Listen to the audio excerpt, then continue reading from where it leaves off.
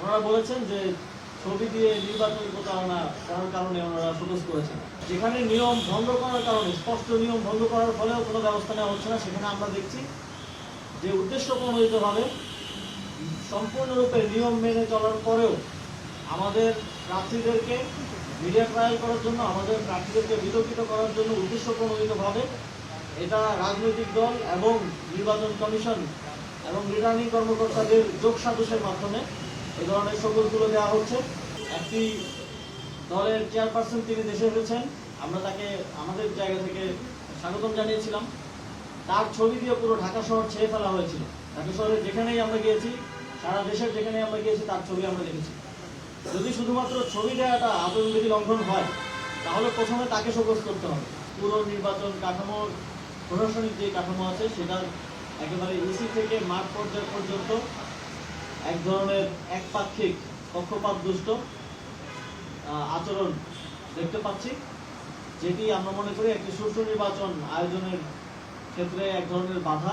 এবং এই নির্বাচন কমিশন এই নির্বাচন কতটা সুষ্ঠুভাবে আয়োজন করতে পারবে সেটা নিয়ে এক ধরনের শঙ্কা তৈরি হয়েছে। এই বিষয়গুলো আজকে আমরা সরকারের কাছে তুলে ধরেছি।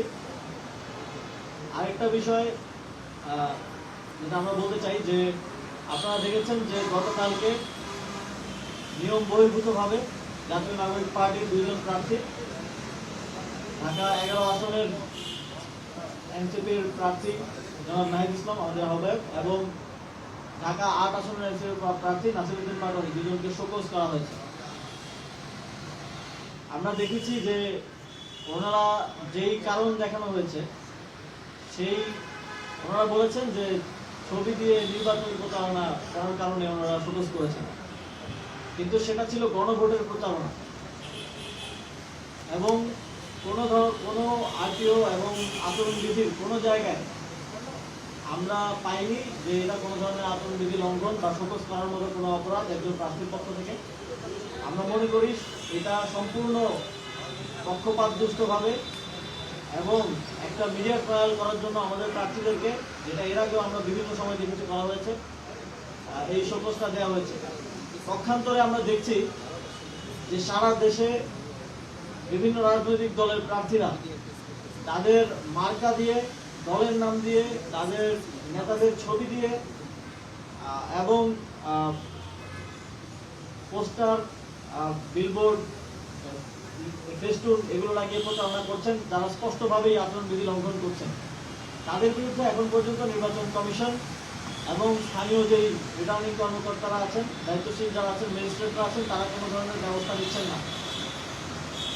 যেখানে নিয়ম ভঙ্গ করার কারণে, স্পষ্ট নিয়ম ভঙ্গ করার ফলেও কোনো ব্যবস্থা নেওয়া হচ্ছে না, সেখানে আমরা দেখছি যে উদ্দেশ্য প্রণোদিতভাবে সম্পূর্ণরূপে নিয়ম মেনে চলার পরেও আমাদের প্রার্থীদেরকে মিডিয়া ট্রায়াল করার জন্য, আমাদের প্রার্থীদেরকে বিতর্কিত করার জন্য উদ্দেশ্য প্রণোদিতভাবে এটা রাজনৈতিক দল এবং নির্বাচন কমিশন এবং রিটার্নিং কর্মকর্তাদের যোগ সাজসের মাধ্যমে এই ধরনের শোকজগুলো দেওয়া হচ্ছে।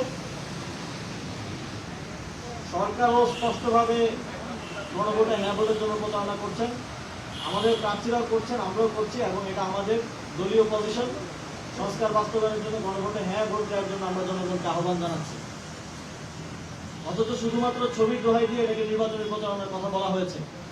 কিন্তু আমরা অত্যন্ত শঙ্কার সাথে দেখেছি যে এই যখন নির্বাচনী প্রচারণা নিষিদ্ধ থাকা অবস্থায় একটি দলের চেয়ারপারসন তিনি দেশে এসেছেন, আমরা তাকে আমাদের জায়গা থেকে স্বাগতম জানিয়েছিলাম। তার ছবি দিয়ে পুরো ঢাকা শহর ছেয়ে ফেলা হয়েছিল। ঢাকা শহরে যেখানেই আমরা গিয়েছি, সারা দেশের যেখানেই আমরা গিয়েছি, তার ছবি আমরা দেখেছি। যদি শুধুমাত্র ছবি দেওয়াটা আচরণবিধি লঙ্ঘন হয়, তাহলে প্রথমে তাকে শোকজ করতে হবে। প্রিন্সিপাল অ্যান্ড পলিসি সবার জন্য সমান হতে হবে। পলিসি যদি কোনো নির্দিষ্ট দলের প্রতি বা নির্দিষ্ট প্রার্থীর প্রতি আলাদাভাবে অ্যাপ্লাই করা হয়, তাহলে এটা নির্বাচন কমিশন এবং পুরো নির্বাচন ব্যবস্থাকে বিতর্কিত করবে বলে আমরা মনে করি।